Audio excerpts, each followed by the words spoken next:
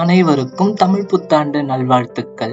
இந்த தமிழ் புத்தாண்டன்று தமிழுக்கு எதனால் தேன் என்ற பெயர் வந்தது என்று தெரிந்து கொள்வோம் வாருங்கள். உலகில் இருக்கும் மொழிகளில் மிகவும் பழமையான தொன்மை வாய்ந்த மொழிகளில் ஒன்றாக இன்று இருக்கின்ற மொழி என்பதால் தமிழ் மொழியை செம்மொழி என்கின்றனர். செம்மொழி என்பதற்கு மிக உயர்வான மொழி, தனித்த மொழி, செம்மையான மொழி என்று பொருளாகும். மேலும் தமிழுக்கு இனிமை என்றும் பொருள் இருப்பதன் காரணமாக தேன் தமிழ் என்றும் தீன் தமிழ் என்றும் அழைக்கப்படுகின்றது. இந்நிலையில் தமிழ் மொழிக்கு எதனால் தேன் என்ற பெயர் வந்தது? தனக்கு மிகவும் பிரியமானவர்களையும் அன்பானவர்களையும் கூப்பிடும் பொழுது தமிழ் மொழியில் தேனே, கண்ணே, கனியே என்று அழைப்பதுண்டு.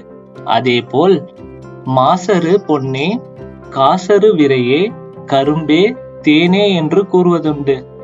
தமிழில் மட்டுமே வல்லினம், மெல்லினம், இடையினம் என்று 3 இனங்கள் உண்டு. மேலும் இயல், இசை, நாடகத்தை வைத்து தமிழ் மொழியை முத்தமிழ் என்று கூறுவதுண்டு.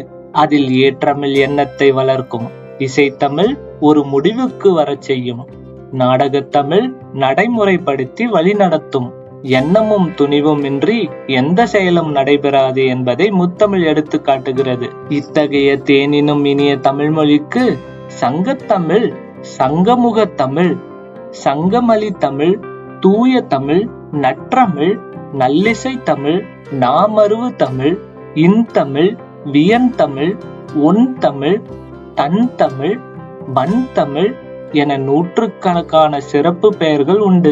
இவ்வாறு ஒரு மொழிக்கு 100க்கும் மேற்பட்ட பெயர்கள் இருப்பது உலகிலேயே தமிழ் மொழிக்கு மட்டுமே என்பது மிகவும் குறிப்பிடத்தக்கது. இதில் நாம் பெருமையும் கொள்ள வேண்டும். இத்தகைய பல்வேறு சிறப்பு பெற்ற காரணங்களால் தான் தமிழ் மொழியை அமுது என்றும் இனிமையானது என்றும் பலர் கூறுவது குறிப்பிடத்தக்கது. தமிழை சுவைப்பதன் மூலம் மரணம் வந்தாலும் அதையும் மகிழ்ச்சியோடு வரவேற்பேன் என்று புலவர் ஒருவர் கூறியதன் மூலம் அதன் இனிமையை அறியலாம். ஒரு சமயம் சிவபெருமானை பித்தன் என்று சுந்தரமூர்த்தி நாயனார் திட்டிய போது சிவபெருமான் பெரும் மகிழ்ச்சி அடைந்தாராம். ஏனென்றால் சுந்தரன் தன்னை தமிழால் வைந்தான் என்று சிவபெருமானே மகிழ்ந்தாராம். அந்த அளவிற்கு தமிழின் இனிமையை இறைவனே ரசித்திருப்பது தமிழ் மொழிக்கு மட்டுமே கிடைத்த பாக்கியமாகும். தமிழின் இனிமைக்கு உதாரணமாக சங்ககால புலவர்கள் கூறும் கலந்துரையாடல்களை சுவைக்கலாம். கொல்லிமலைக்கு காட்டிற்கு சென்று வரும் நபரிடம் தேன் கொண்டு வரும்படி கூறியிருந்தேன். ஆனால் அந்த நபர் தேன் கொண்டு வராமல் மறுநாள் வெறுங்கையோடு வந்து நின்றதால் சிறிது கோபித்தேன். அதற்கு தேன் கொண்டு வர சென்றவர் கூறிய இனிமையான பதில் பார்க்கலாம் வாருங்கள்.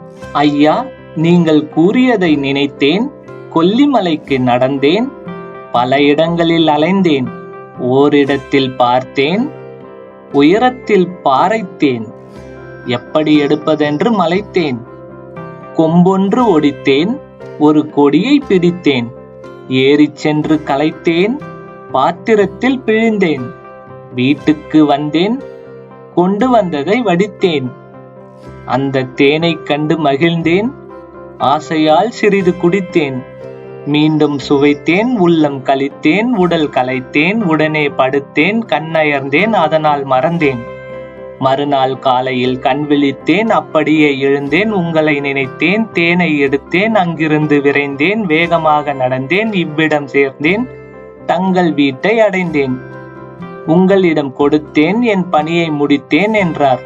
அதை அடுத்து தேனை பெற்று கொண்ட நபர் கூறியதாவது: தேனினும் இனிமையான உமது பதிலை கேட்டு நானும் மிகவும் மகிழ்ந்தேன் என்று கூறி உரிய பணத்தை கொடுத்தேன் என்றார்.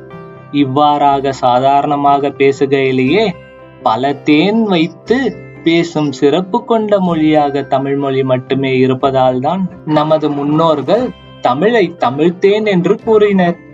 தமிழ் மொழியானது எழுதவும் படிக்கவும் பேசவும் மிக எளிதாக இருப்பதாலேயே தமிழ் இனிய தமிழ் என்பதுடன் எளிய தமிழ் என்றும் கூறப்படுகின்றது.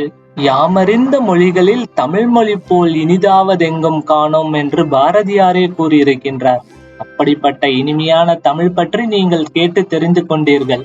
இந்த பதிவை உங்கள் நண்பர்களுக்கும் உறவினர்களுக்கும் தமிழ் பிரியர்களுக்கும் பெரியோர்களுக்கும் அனுப்பி வைத்து அவர்களுக்கும் தெரிந்திட செய்யுங்கள்.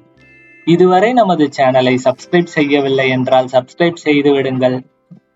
அருகே இருக்கும் பெல் பட்டனை பிரஸ் செய்து ஆல் என்ற ஆப்ஷனையும் செலக்ட் செய்து கொள்ளுங்கள். இது போன்ற தகவல்கள் உள்ள நோட்டிபிகேஷன்கள் உங்களை வந்து சேரும். இந்த வீடியோ பிடித்திருந்தால் லைக் செய்து விடுங்கள். யூடியூப் அல்காரதம் இது மற்றவர்களுக்கும் கொண்டு போய் சேர்க்கும்.